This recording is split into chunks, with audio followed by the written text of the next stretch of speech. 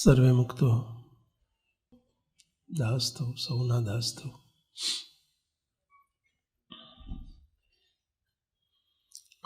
નિર્માની થો.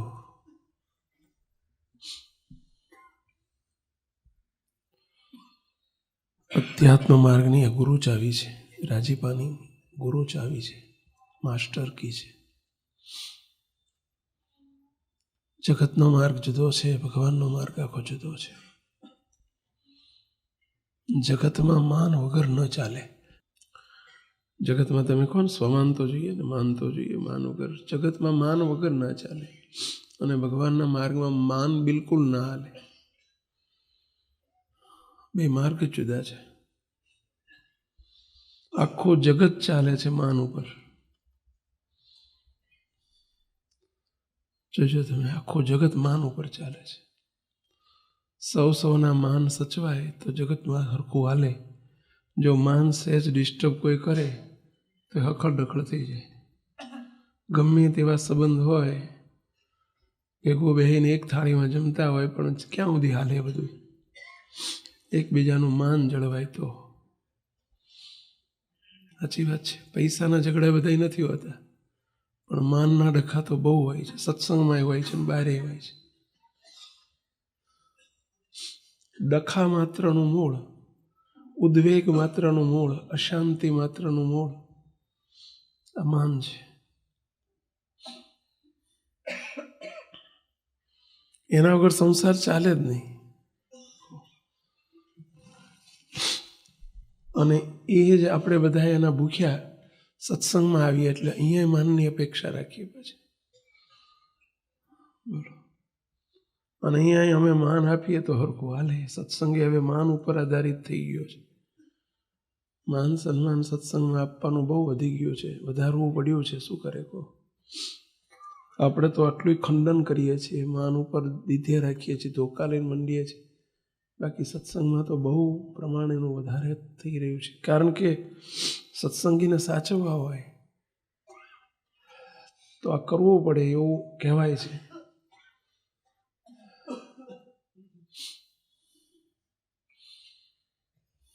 મુક્તો પણ મહારાજના રાજીપાનો માર્ગ આખો જુદો છે. ભગવાનના રાજીપાનો, પ્રસન્નતાનો માર્ગ આખો જુદો છે. એમાં તો જે નિર્માની થાય, મહારાજ કે નિર્માની ભક્તો ઉપર અમે જેવા રાજી થઈએ એવા માની ભક્તો ઉપર ન થઈએ. મહારાજે તો એવું કીધું, કાળમાં કોયદરા ખાવા પડે. ગુજરાતી કહેવત છે ને, કાળમાં કોયદરા ખાવા પડે. કોદરા એટલે એક પ્રકારનું ધાન છે, પણ હલકું ધાન કહેવાય. ઘઉં ન મળતા હોય, બાજરી ન મળતી હોય, જુવારે ન મળતી હોય, ત્યારે માણસો કોદરી ખાય. એવું કંઈક હોય ને. અથવા તો પછી ખાવાનું ન પચતું હોય તો કોદરી ખાય. અત્યારે ડૉક્ટરે કીધું એ કોદરી ખાજો, શું થાય? એ કોદરી ખાય. મહારાજ કે કાળમાં કોદરા ખાવા પડે એમ માનીની સેવા અંગીકાર કરવી પડે છે. પણ અમે ગમે એટલી સેવા કરે તો પ્રસન્ન નથી થતા, રાજી ન થઈ એની પર. કારણ કે એની ભક્તિ માનસોથી છે, અને માનસોથી ભક્તિનો કોઈ ભરોસો નહીં. કઈ મિનિટે ફૂગો ફૂટી જાય કાંઈ કહેવાય નહીં.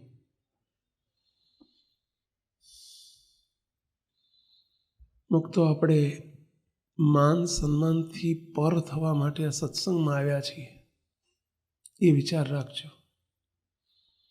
ઠીક છે, સત્સંગની રીતિ છે.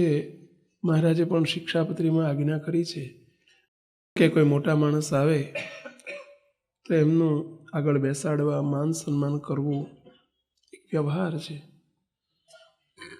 પરંતુ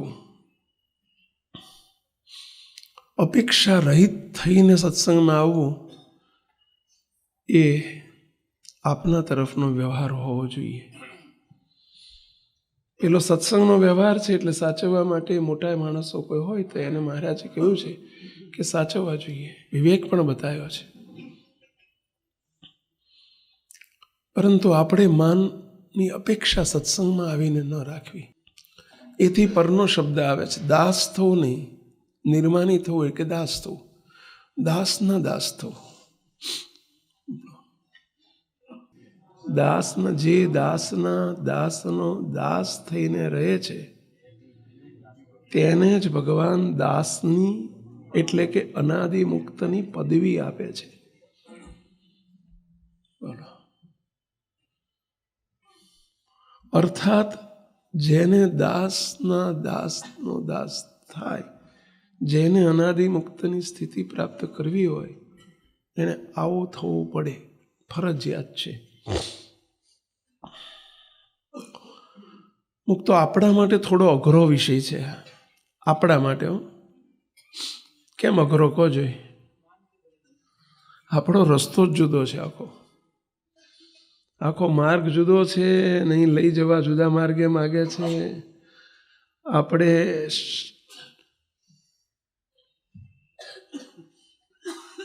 કોમર્સના વિદ્યાર્થી છીએ, આર્ટ્સના વિદ્યાર્થી છીએ અને આપણને મેડિકલમાં લઈ જવા માગે છે. એના જેવી વાત છે.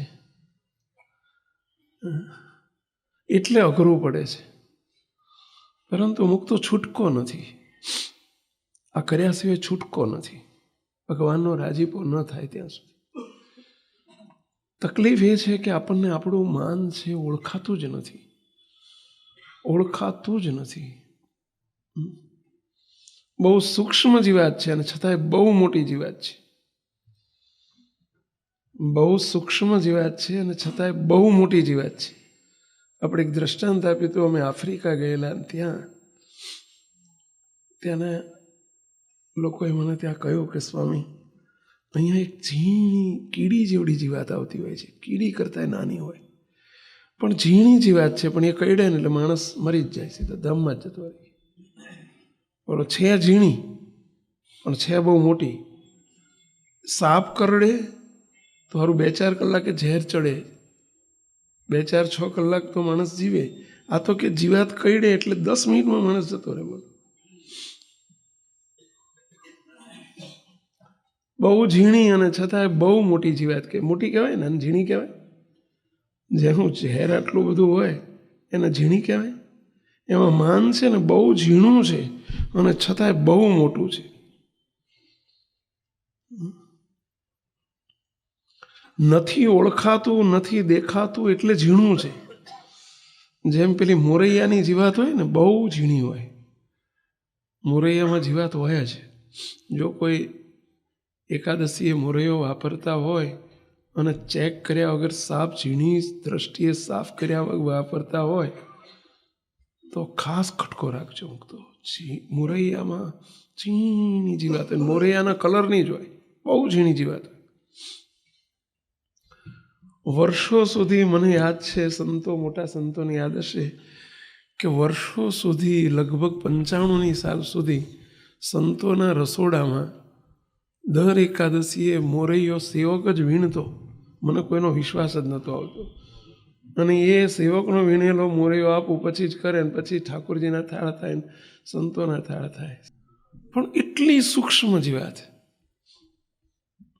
એમ આ માન છે ને એથી સૂક્ષ્મ જીવાત છે, એથી ઝીણી જીવાત છે. એને ઓળખવી અને એ પોતે ઓળખે તો જ મેળ પડે. બીજો ઓળખાવે ને, માનીને બીજો ઓળખાવે તો ઓળખાય જ નહીં. બોલો, બધા આખી દુનિયાને નજરે ચડે એવું હોય ને તો એને નજરે ના ચડે. તને વ્યામ છે, આવું કહો, તને વ્યામ છે, મારી પર ઈર્ષ્યા છે, મારા માન છે જ નહીં, ના ઓળખાય. એ તો ભગવાન કૃપા કરે ત્યારે માન ઓળખાય, અને ઓળખાય તો ટળે. માનીને વખાણ બહુ ગમે. માની હોય ને એને વખાણ બહુ ગમે. કોકના નહીં હો, પોતાના. કોકના વખાણ થાય ને તો બિલકુલ ના ગમે. એ તો એને જીરવી જ ના શકે. બોલો, ઊભો થઈને હાલતો થાય. કોકના વખાણ થતા હોય ને તો બોલો એ ઊભો થઈને હાલતો થઈ જાય. પણ પોતાના વખાણ એને બહુ ગમે. ભળ્યા મત જેવા લાગે. રૂપિયા આપીને વખાણ કરાવે. બોલો, રૂપિયા આપીને વખાણ કરાવે એટલે સમજ્યા તમે? બોલો, વખાણ માટે ડોનેશન કરે, વેત ના હોય તોય કરે. બોલો, તમે તરત કહેશો કે આપણે પૈસા નથી આપતા, પણ વગર પૈસે ગમે છે, નથી આપતા એટલું સારું, એટલું માન ઓછું કહેવાય. પરંતુ કોઈક વખાણ ગમે કરે એ કેવા ગળ્યા લાગે છે, જરા તપાસજો. કોઈ કરતું જ ના હોય તો વાત જુદી છે. અમે વર્ષો પહેલાં બાપજીની સાથે સેવક હતો, અમે લાંઘણ જ મુકામે પધારેલા. લાંઘણ જ કલોલ તાલુકામાં આવ્યો. લાંઘણજમાં મંદિરમાં એક ભગત રહેતા. બહુ શરીર એમનું ભારે હતું, કદાવર, લગભગ 1.5 કિલો ઉપર વજન હશે. પૂજારી હતા. મફત ભગત એમનું નામ હતું, મફા ભગત. મફતલાલ નામ હતું, બધા એમને મફા ભગત કહેતા. હવે એમને મંદિરમાં રહેતા ને રોજ ઘરવાળા, ઘરના દીકરાના ઘરવાળા એમને ટિફિન આપી જાય અને ઠાકોરજીને થાળ કરીને જમી લે. મંદિરમાં જ રહેવાનું રાખતા. દીકરાના ઘરવાળા ટિફિન આપી જાય હવાના જ. બાપજીને અમે પધાર્યા એટલે હરિભક્તો આવ્યા કે બાપા શું સીધું મગાવું, શું સીધું લાવવું છે. સીધું એટલે ને ગામડામાં રિવાજ હોય, સંતો આવે એટલે હરિભક્તો સીધું આપી જાય. સીધું એટલે દાળ ચોખા, લોટ, ગોળ, તેલ એવું બધું આપી જાય. શું સીધું લાવવું જ બાપા? બાપજી કે ખીચડી લેતા આવો થોડી. ત્યાં ઓલા મફા ભગત બોલ્યા, એ સ્વામી દયા કરો ને બાપા, દયા કરો ને. બાપજી કે શું દયા કરો? બાપજી મારી સામું તો જુઓ.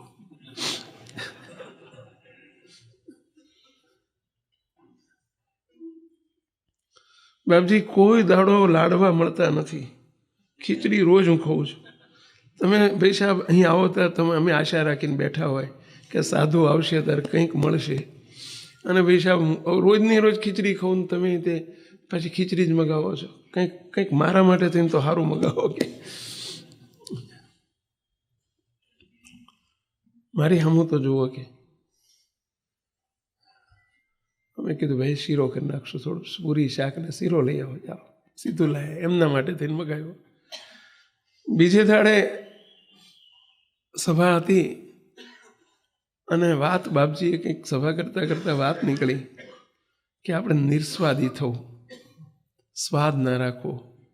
હવે વાતોમાં તો બધી વાત આવતી હોય, એમની ઉપર કરી હતી એવું નહોતું, વાતમાંથી વાત નીકળી ગઈ હતી કે જે સ્વાદીઓ હોય એ કામી હોય, મહારાજને ન ગમે. એટલે મફા ભગત તરત બોલ્યા, બાપજી જિંદગીમાં હું ગળ્યું ચીકણું ખાતો જ નથી ગયો. શું કહે છે? જિંદગીમાં ગળ્યું ચીકણું ખાવાનું જ નહીં. હવે હાંજનું ભૂલી ગયા કે મેં હાંજે શું કીધું તું એ ભૂલી ગયા. બાપા કે મળતું નથી ને એટલે ખાતા નથી. દીકરાની વહુ રોજ ખીચડી જ આપી જાય બપોરે હાંજે. મળતું નથી એટલે મળે તો શું કરો? કાલ હાંજે મળ્યું હતું, બાકી રાખ્યું હતું. બોલો બધો શીરો જમી ગયા, જેટલો બનાવ્યો હતો ને એટલો કે લાવો લાવો. બોલો મુક તો આપણને વખાણ મળતા નથી એટલે ગમતા નથી કે મળે છે તો ગમતા નથી, એ તપાસ કરો. આપણું માન માપવાનું થર્મોમીટર નંબર 1. માનને માપવાનું. ખબર પડશે કે મારામાં માન છે તો નિર્માની થવાનો વિચાર તો આવશે. બીજો માનને માપવાનો ઉપાય, માનીને કોઈની રોકટોક ન ગમે. માની હોય ને એને કોઈ રોકટોક ના કરી શકે, કોઈ 2 શબ્દ કહી ના શકે, કોઈની તાકાત નથી કોઈ કહી શકે. સભામાં તો ના કહી શકે, એકલાય ના કહી શકે. ભગવાનને પણ બીક લાગે, મોટા પુરુષને બીક લાગે, ને વ્યવહારમાં જોડે રહેનારાને તો બીક લાગે જ ને બિચારા. માનીને કોઈ રોકી ટોકી ના શકે, અથવા તો એને કોઈ વઢી ના શકે. આ માનીનો મોટો સ્વભાવ છે. તપાસતા જજો જરા આપણામાં. ત્રીજો માન માપવાનો ઉપાય બતાવ્યો હતો. માનીનું સાચવવું બહુ પડે. માની હોય ને એનું બહુ સાચવવું પડે. ઘડીએ ઘડીએ એને રી ચડી જાય, ઘડીએ ઘડીએ વાંકું પડી જાય, ઘડીએ ઘડીએ અવળું પડી જાય, ઘડીકમાં સત્સંગ છોડી દે, ઘરમાં સંસારમાં રહેતો હોય તો એ ઘડીએ ઘડીએ એને વસરકું પડી જાય.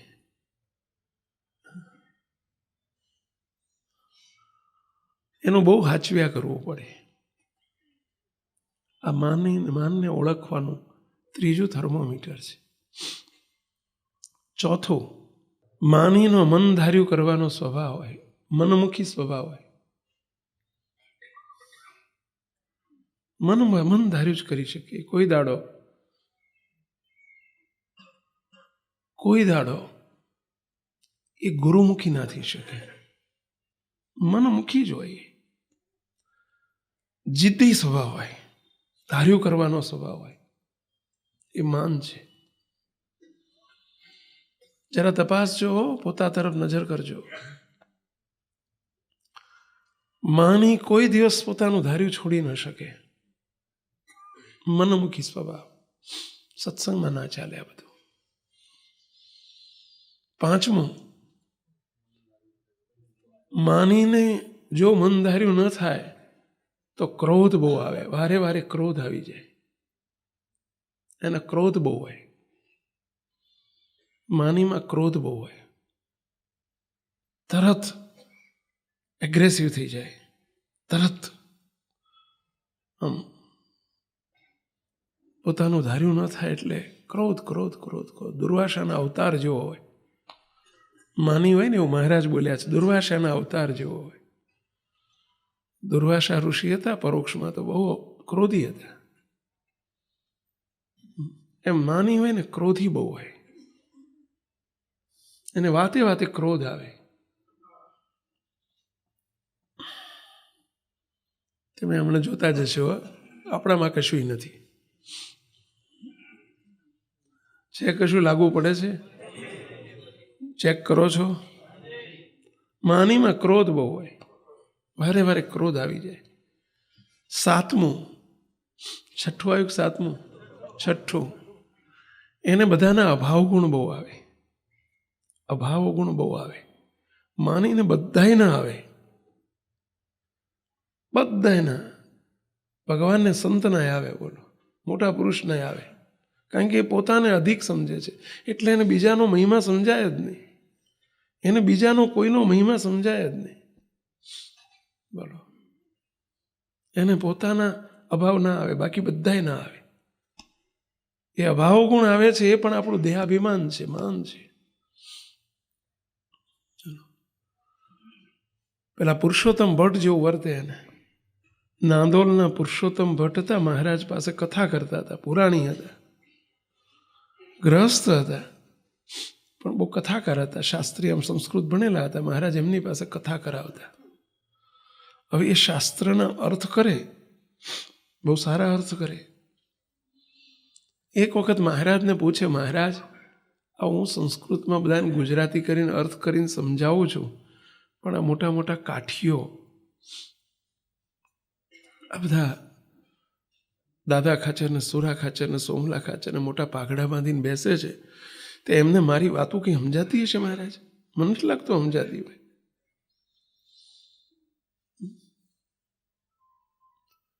મહારાજ કે ભાઈ, મોટા મુક્તો છે, ભલે બુદ્ધિ ઓછી હશે, અવરભાવમાં ભણેલા ગણેલા નથી, પરંતુ છતાંય અમારા મુક્તો છે. ભલે સમજાય કે ન સમજાય, પણ અમારા જોગમાં છે ને અમારી સાથે જોડાયેલા છે. અમે એમનું પૂરું કરી દેવાના છે. માટે આ બબાલમાં ના પડશો. આમાં તમારું અભિમાન વધે. માનીને આવું બહુ થાય, બીજાનું જ જોયા કરે. થોડા દિવસ થયા મહારાજને કે મહારાજ, આ મોટા મોટા મુક્તાનંદ સ્વામી, ગોપાળાનંદ સ્વામી, બ્રહ્માનંદ સ્વામી સાધુ થઈ ગયા, પણ મને નથી લાગતું કે મારી કથા એમને સમજાતી હોય. બોલો લ્યો, ક્યાં પહોંચ્યા? મોટા સત્પુરુષ સુધી પહોંચી ગયા.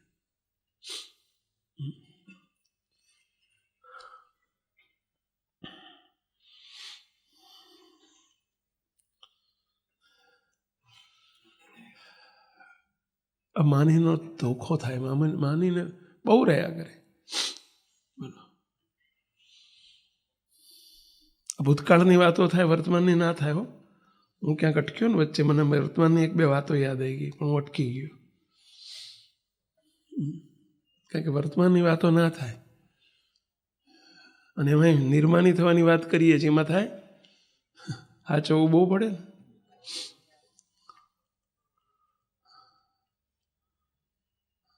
મહારાજ કે સંતો છે, મોટા મોટા મુક્તો છે, આ તમારી બુદ્ધિનો દોડ છે, મૂકી દો.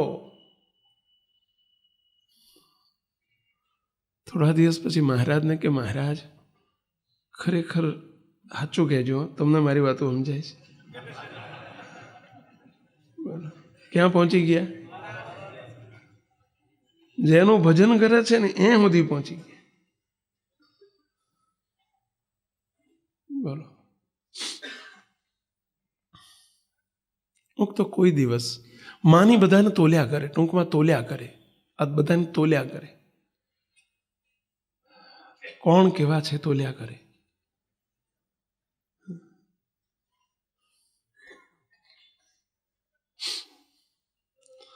તો કોઈ દિવસ બીજાને તોલો નહીં, પોતાને તોલતા શીખવા પડે.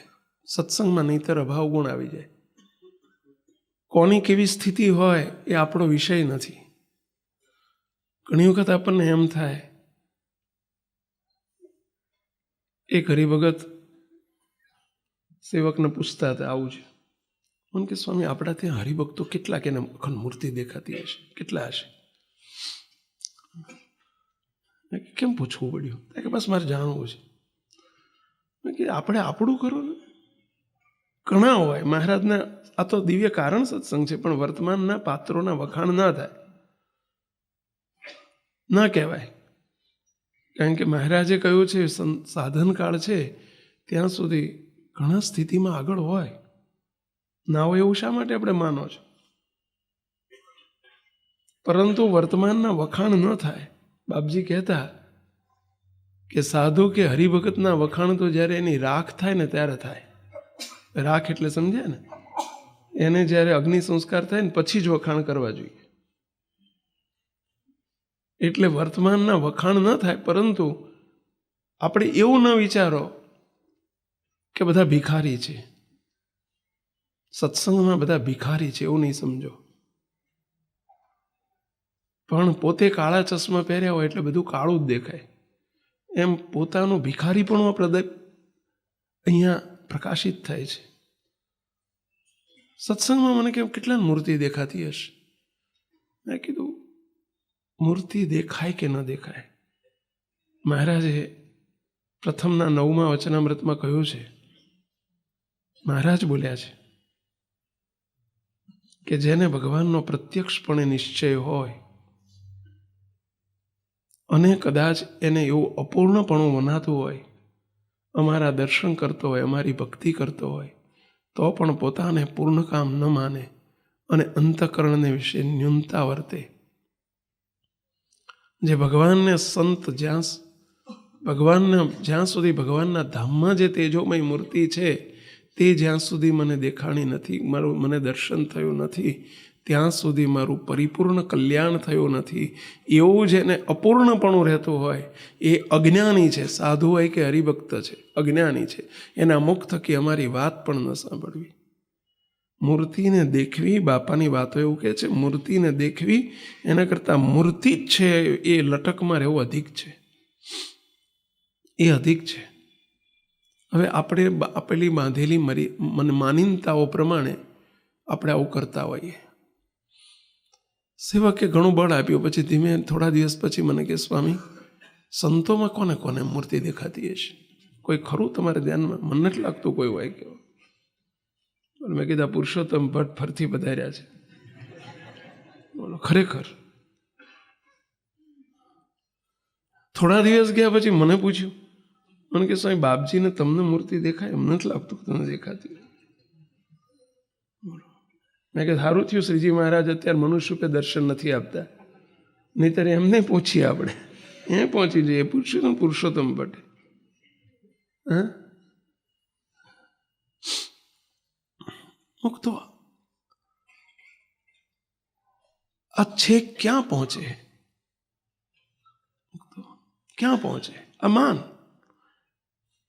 એને ભગવાનને સંતનો પણ અવગુણ આવે, બધાનો આવે.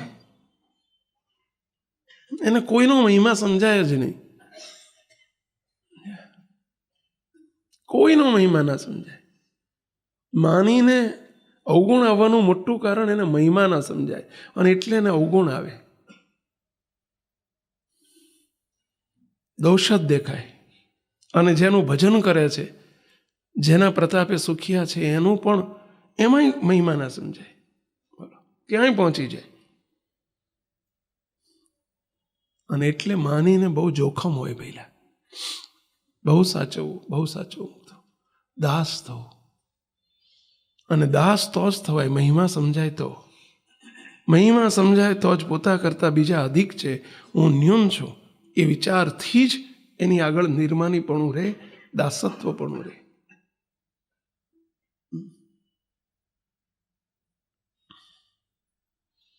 બહુ અઘરું છે. અને મુક્તો 7મું લક્ષણ આજે એક એડ કરવું છે, અને 8મું જે 7મું હતું એને 8મા ઉપર લઈ જઈએ છીએ. માની હોય ને એને બધાની ઈર્ષા બહુ આવે. ઈર્ષા, આ ઈર્ષા પણ માનનો જ એક માનનો દીકરો છે.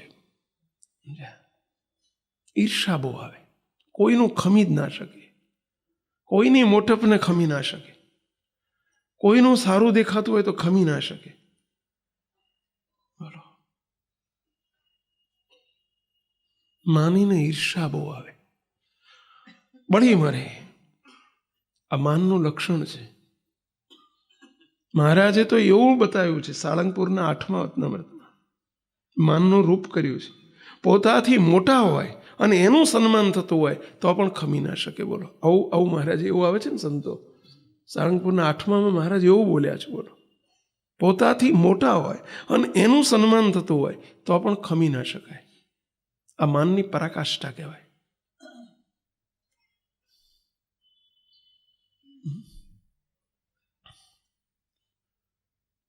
મુક્તો જરા વિચારજો, તપાસજો. ભયંકર દોષ છે, આ ભયંકર શત્રુ છે. એક જ શબ્દમાં કહું તો મહારાજ એવું બોલ્યા કે કામી સત્સંગમાં નભ્યો જાય, પરંતુ માનીને બહુ જોખમ છે, ક્યારે ઉડી જાય ખબર ના પડે. બાપાશ્રી બોલ્યા છે, તન જેવા ને પ્રાણ જેવા ચાલ્યા ગયા સત્સંગમાંથી, માનને આધારે ચાલ્યા ગયા છે, માનને લીધે ચાલ્યા ગયા છે. સાધુમાં મને ધોખા લાગ્યા છે અને હરિભક્તમાં પણ ધોખા લાગ્યા છે. તો આ નથી થવા દેવું, એટલા માટે મહારાજને રાત દિવસ અમે પ્રાર્થના કરીએ છીએ કે મહારાજ આપના શરણે આવેલા, એમાં એક કારણ સત્સંગમાં આવેલા, હે દયાળુ, ઠેઠ ટોપ ઉપર ધાબા ઉપર પહોંચી ગયા કહેવાય. 100 માળની બિલ્ડિંગ હોય ને ધાબા ઉપર પહોંચી ગયા કહેવાય. અને ત્યાંથી કોઈ પડે તો બિચારાનું થાય શું? એ મહારાજ કોઈને પડવા ન દેશો, કૃપા કરજો મહારાજ. બહુ દયા આવે અમને તો. કોઈ પડી જાય સત્સંગમાંથી, બહુ દયા આવે, બહુ દુઃખ થાય. એક કીડી સરખો જીવ પણ પડી જાય તો અંતરમાં અતિશય દુઃખ થાય. મુક્તો, અને એવું ન થાય, આપણને જોખમ ન લાગે, અને આ સત્સંગ મળેલો આવો જોગ આપણાથી છૂટી ન જાય, એટલે વારંવાર આ વાતનો નિષેધ કરીએ છીએ. મુક્તો મહારાજે પણ ખૂબ કર્યો છે, ખૂબ કર્યો છે. કલા થઈને આપણા માનને ઓળખજો અને ટાળવા માટે યત્નશીલ થજો. આ વર્ષનો આપણો ગોલ બનાવવો છે. દાસ થજો સૌના, એમાં મજા છે, એમાં જ મજા છે. એને કોઈ જોખમ નહીં, એને કોઈ જોખમ નહીં. દાસ થાય એને કોઈ વાંધો ના આવે. તો ઉપરથી એનો મહિમા વધે, જે દાસ થાય ને એનો મહિમા વધે.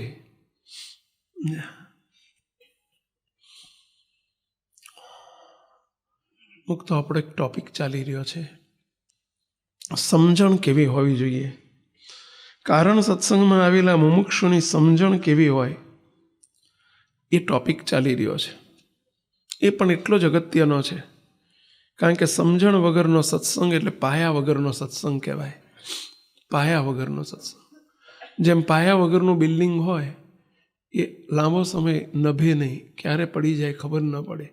એમ સમજણ વગરનો સત્સંગ ટકે નહીં લાંબો સમય. કેવી સમજણ જોઈએ? તો આગળની વાતને આપણે થોડીક 2 મિનિટમાં આગળ વધારીએ. પહેલી સમજણ આ જાય જે હમણાં વાત કરીને, હું કશું જ નથી. આ વિચાર આવે એ જ મોટામાં મોટી સમજણ છે. હું સૌનો દાસ છું. સત્સંગમાં આવીને આ સમજણ ફરજિયાત કેળવવી. ભલે ગમે એટલું લાખો કરોડોનું ડોનેશન કરતા હોય, ગમે એટલા જ્ઞાની હોય, ગમે એટલા ધ્યાની હોય, ગમે એવા દાની હોય, પરંતુ મુક્તો આ વિચાર આવવો ન જોઈએ કે હું જ્ઞાની છું, હું ધ્યાની છું, હું દાની છું, હું સમજું છું, હું બુદ્ધિશાળી છું. તમે ગૃહસ્થમાં છો અને તમને પણ હું ઉપદેશ આપું છું કે હું એથી આગળ તમે સમજજો, હું ઘરનો વડીલ છું, હું બોસ છું, હું મેનેજર છું, હું શેઠ છું, હું સાહેબ છું. આ વિચારો પણ મારી નાખે. તો તમે કહેશો કે સ્વામી પણ કંપની મોટી ચલાવતા હોય, પેઢી ચલાવતા હોય, અને આપણે એવું નહીં સમજવાનું કે હું શેઠ છું, હું બોસ છું.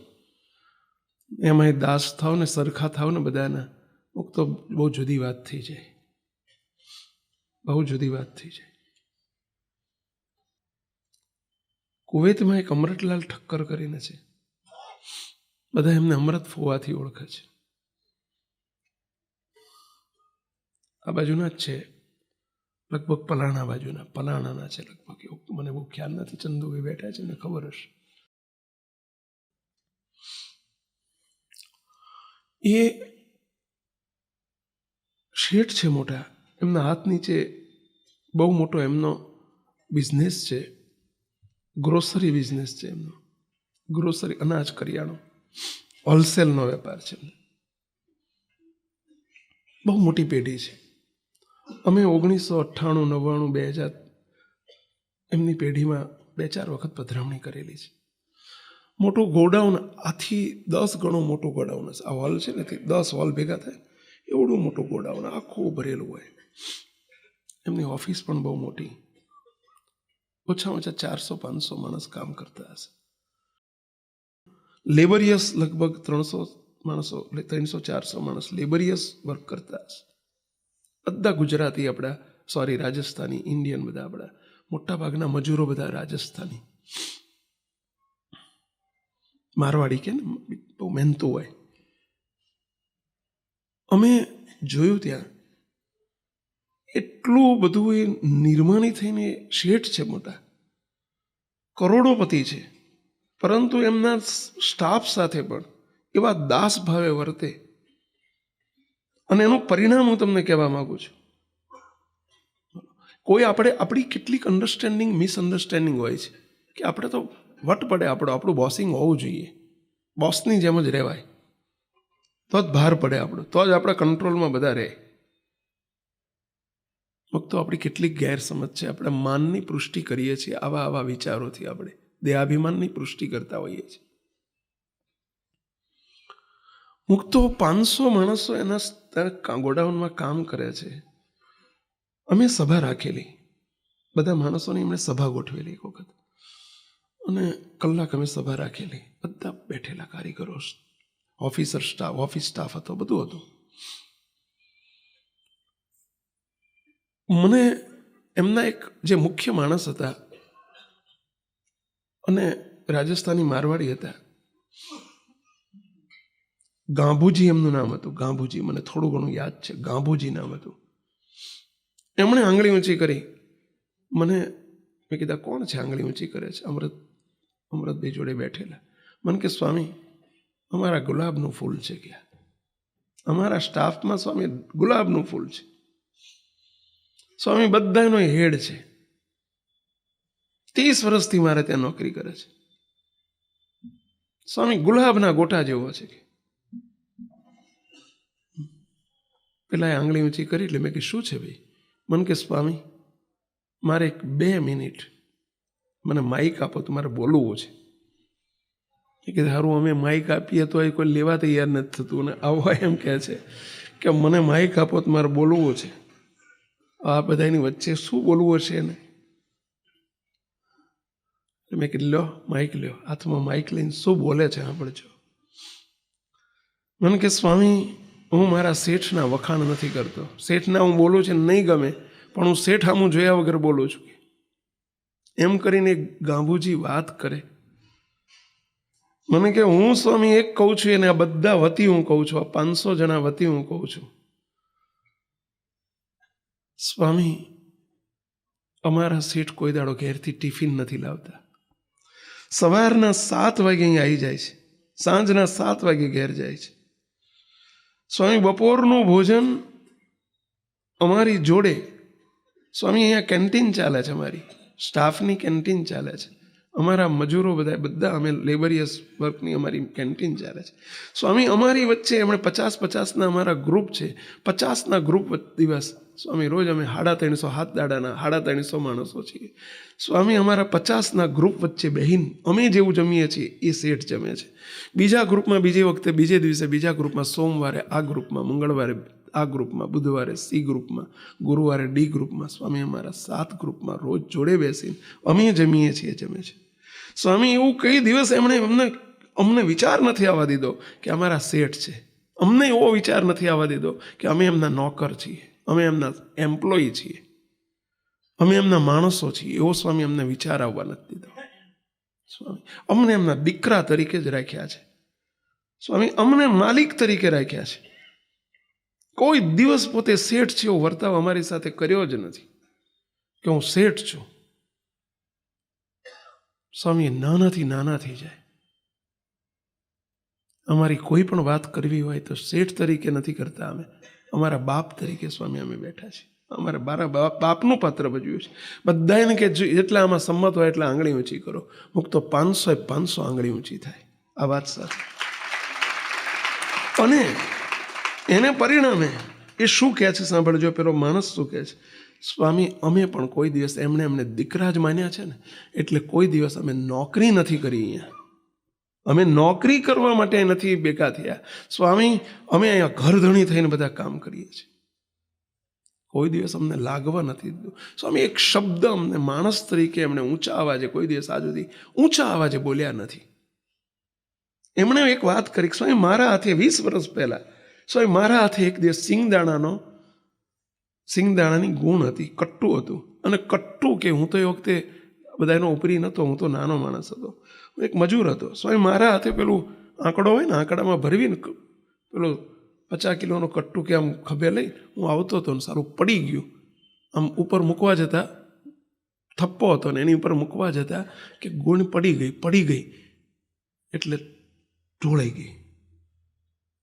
જોડે ઊભેલા હું તો ગભરી ગયો કે શેઠ હમણાં શું કહી નાખશે, શું કહેશે, શું બોલશે. શેઠ એટલું જ બોલ્યા, કંઈ વાંધો નહીં કાંભુજી, પાણીનો વરસાદ તો વરસે. આજે શિંગદાણાનો વરસાદ થયો. હા, શિંગદાણાનો વરસાદ થયો.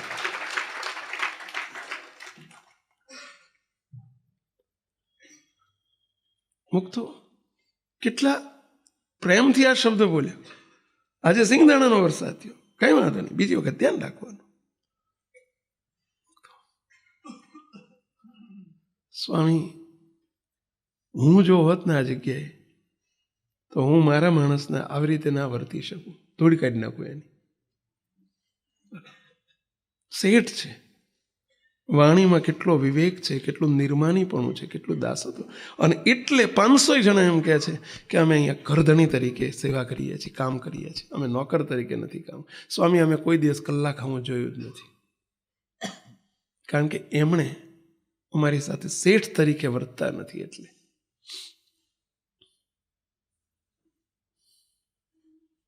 મુક્તો એ દાસ થઈને વર્ત્યા કહેવાય. નિર્માણી પોતું હું શેઠ છું એ વિચાર જ નથી આવતો અંદર. અને આ વિચાર જે આવે છે કે હું કંઈક છું, તમને ઘરમાં ડખો થાય છે એનું કારણ પણ તમે એમ માની બેઠા છો કે હું એમનો પતિ છું ને એ મારા પત્ની છે,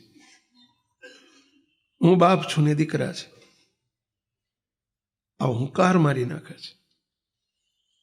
સાસુ હોય હું સાસુ છું ને એ મારી વહુ છે એમ મારું કેમ ના માને, આ હુંકાર જ મારી નાખે છે. આપણે બધાએ દાસ થવું પડશે. અને દાસત્વમાં બહુ સુખ છે. કોણ કહે છે કે દાસત્વ લાવવાથી કોઈ આપણી ઉપર ચડી બેસે, કોઈ આપણી ઉપર રોફ કરે? ઘણા એવું કે નિર્માની થઈને વર્તીએ ને તો લોકો આપણી ઉપર રોફ કરે, અથવા તો લોકો આપણા માથે ચડી જાય. સેવકે દ્રષ્ટાંત આપ્યું હતું, અમારા કેટલાય સંતો ગરીબડા છે, હાવ ગરીબડા છે. બોલો, હાવ ગરીબડા છે. મુક્તો એમને અમારે બોલો, મારે બે શબ્દો કંઈક વાંક આવ્યો હોય, કંઈક ભૂલ થઈ હોય, અને બે શબ્દો કડક કહેવા હોય ને કડક થઈને કહેવું પડે, હું કહી જ ના શકું. બોલો, કહી જ ના શકું. કહી ના શકું એનો અર્થ એવો નથી કે મને એમની બીક લાગે છે કે એ વાંકવું પડશે તો, ઊંધું પડશે તો, અવળું પડશે તો. એવી બીક નથી લાગતી, પણ બીક લાગે છે. શાની બીક લાગે છે? કે એમનામાં ભગવાન બિરાજે છે અને મહારાજ દુઃખી થશે, કુરાજી થશે, દુભાઈ જશે તો આની બીક લાગે છે. મુક્તો એ હાવ ગરીબડા થઈને વર્તે છે, છતાંય બધા, હું નહીં, તમામ સંતોને બોલો કંઈ કહેવું હોય ને એમને બીક લાગે. ફરી કહું છું, બીક લાગે એટલે ઊંધું ના સમજતા તમે કોઈ. બીક લાગે છે એટલે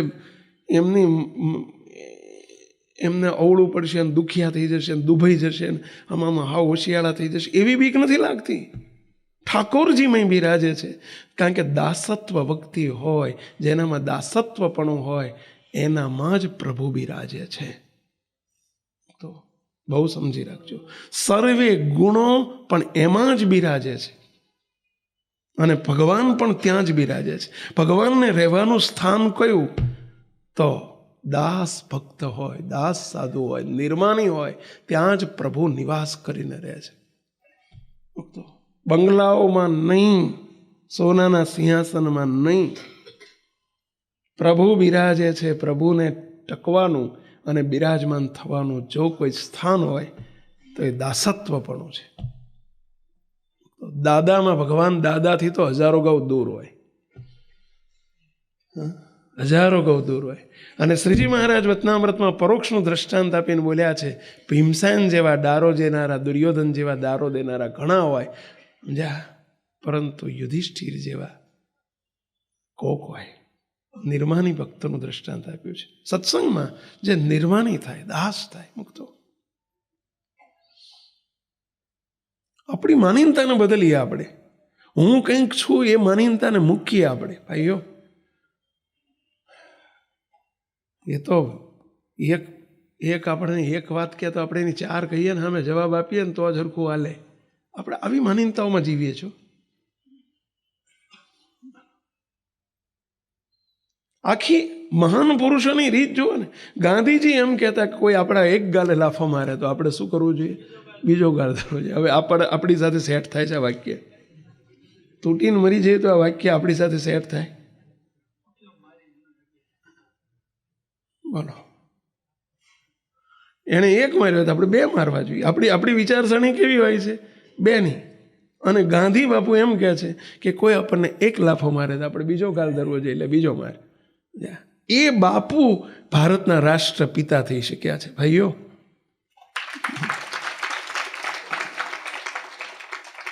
એ બાપુ થઈ શક્યા છે. એક સંત હતા, નદીમાં સ્નાન કરીને નીકળ્યા, સ્નાન કરીને આવતા હતા અને કોઈ વિરોધી એમની પર થૂંક્યો. રીતસર આમ ઈરાદાપૂર્વક વિરોધી હતો તેને થૂંક્યો.